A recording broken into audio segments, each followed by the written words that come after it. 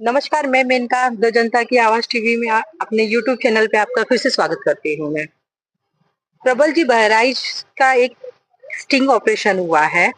ये sting operation Dainik Bhaskar ने किया हुआ है, जिसमें कुछ वीडियो तथ्य सामने आए हुए हैं। इस पे आप क्या कहेंगे आप? देखो, अभी जो बहराइच में 13 और 14 अक्टूबर को मूर्ति विसर्जन के दिन जो हिंसा हुई और 2 दिन तक बहराइच जलता रहा, बहराइच के महाराजगंज का इलाका, तो दैनिक भास्कर नाम का अखबार ने एक स्टिंग किया है। दो जो दंगाई हैं, जो उस हिंसा में लिप्त हैं, उन्होंने कहा है कि हम लिप्त थे और 2 घंटे के लिए पुलिस ने उनको छूट दी हुई थी कि जो चाहो वो जलाओ।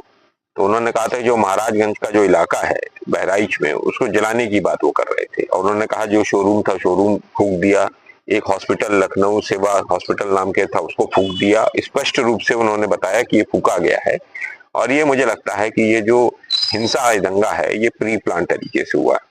अभी वहां के विधायक सर्वेश्वर सिंह का भी बयान आया है कि उन्होंने खुद भारतीय जनता पार्टी के कार्यकर्ताओं के ऊपर एफआईआर में, जो नामजद एफआईआर है उसमें भारतीय जनता पार्टी के कार्यकर्ता हैं जो हिंसा में शामिल हैं, जिन्होंने उनके गाड़ियों पर फायरिंग की है, पत्थरबाजी की है, वो सब। यहाँ तक जो उसमें आरोपी है रामगोपाल मिश्रा के हत्या में, उस व्यक्ति ने बताया है कि उसका और रामगोपाल मिश्रा का आपसी जो है झगड़ा कुछ था, टशनबाजी की, कुछ आपसी विवाद था। तो मुझे लग रहा है कि कुछ आपसी विवाद और इस तरह की चीजें हुई, उसके कारण ये चीजें बढ़ी।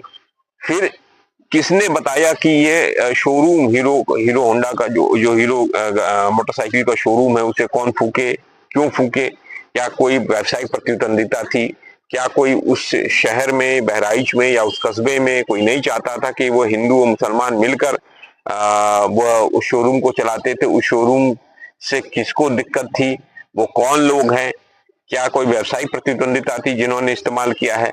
और इसके पहले विजयदशमी जो दशहरा की जो एक रैली होती है, प्रबोधन होता है नागपुर में, उसमें मोहन भागवत ने, सरसंघ चालक ने, संघ प्रमुख ने भाषण में कहा कि मूर्ति विसर्जन के दिन ये होता है और ऐसा होता है, हमें रक्षा करनी चाहिए, और उसके दूसरे दिन ही ये सब घटनाएं शुरू हो जाती हैं। तो मुझे लगता है ये सब चीजें लिंक हैं और मुझे लगता है कि वहां की सरकार, जो उत्तर प्रदेश की सरकार, इस पर निष्पक्ष जांच तो नहीं कराएगी, क्योंकि इसमें पुलिस भी फंसी हुई है कि 2 घंटे के लिए अगर छूट थी, पुलिस के द्वारा दी गई छूट कि जला दो, आग लगा दो, मार दो, ऐसे तो नहीं होता। ऐसा तो गुजरात मॉडल में होता, गुजरात में हुआ था कि गुजरात में इस तरह की छूट देने की बातें आती थी। तो इस तरह की चीजें अगर हो रही हैं तो देश के लिए भी खतरनाक है, उत्तर प्रदेश के लिए भी खतरनाक है, समाज के लिए भी खतरनाक है। और इस देश के तमाम उन नौजवान जो इस तरह के कार्यक्रमों में जा रहे हैं, उन लोगों को सोचना चाहिए, उनको समझना चाहिए कि उन लोगों का इस्तेमाल किया जा रहा है, धार्मिक रूप से उन्मादी बनाया जा रहा है और उनका इस्तेमाल करके। और हिंसा में कौन मर रहा है? एक आम जन का बेटा मर रहा है, एक आम जन का बच्चा मर रहा है। कोई भी भारतीय जनता पार्टी का नेता तो उस मूर्ति विसर्जन के कार्यक्रमों में नहीं जाता, वो तलवार नहीं लहराता है, ना आरएसएस प्रमुख का लहराता है। तो आपके बच्चे क्यों जा रहे हैं? आपके बच्चे क्यों हो रहे हैं? और हमेशा जो पिछड़ी जाति के लोग हैं या दलित समाज के लोग हैं, उनको क्यों इस तरह का टारगेट करके मुसलमानों को लड़ाने के लिए आरएसएस आगे कर रही है? ये सब चीजें सोचना चाहिए, विचार करना चाहिए। आपके अनुराग ठाकुर वो नारा लगाते हैं गोली मारो, और बच्चों को तो बताते हैं, दूसरे बच्चों को बताते हैं गोली मारो, और अपने बच्चों को इंग्लैंड अमेरिका में पढ़ाते हैं।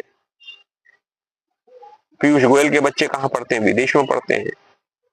जो लोकसभा अध्यक्ष हैं उनके बच्चे कहाँ पढ़ते हैं? ये सब देखना चाहिए, आप लोगों को समझना चाहिए, सोचना चाहिए। अमित शाह जी के बच्चा जो है वो जैसा वो इंटरनेशनल क्रिकेट काउंसिल का, आईसीसी का चेयरमैन बन जाता है। आप लोग कहाँ हो?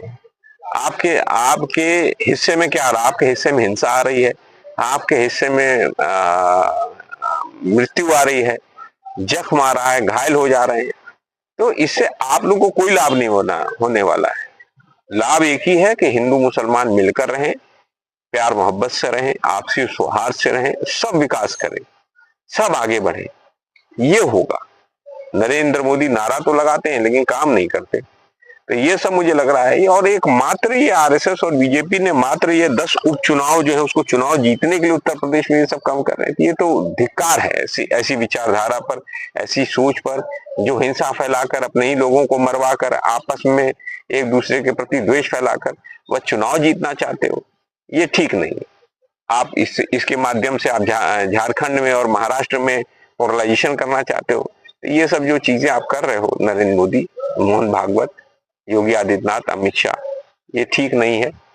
जाके देखो कि देश विदेश, दुनिया चांद पे जाना चाहती है, दुनिया मंगल ग्रह पे जाना चाहती है, दुनिया कहां से कहां जा रही है। हमारे यहाँ साइंस एंड टेक्नोलॉजी में क्या विकास हुआ है, हमारे यहाँ गरीबी बढ़ती जा रही, महंगाई बढ़ती जा रही। नरेंद्र मोदी महंगाई तो कम नहीं कर पा रहे हैं, नरेंद्र मोदी बेरोजगारी कम नहीं कर पा रहे हैं, लोगों को नौकरियां दे नहीं पा रहे हैं, लोग भुखमरी के कगार पे आ गए, हंगर इंडेक्स पे भारत कहां पहुंच गया है।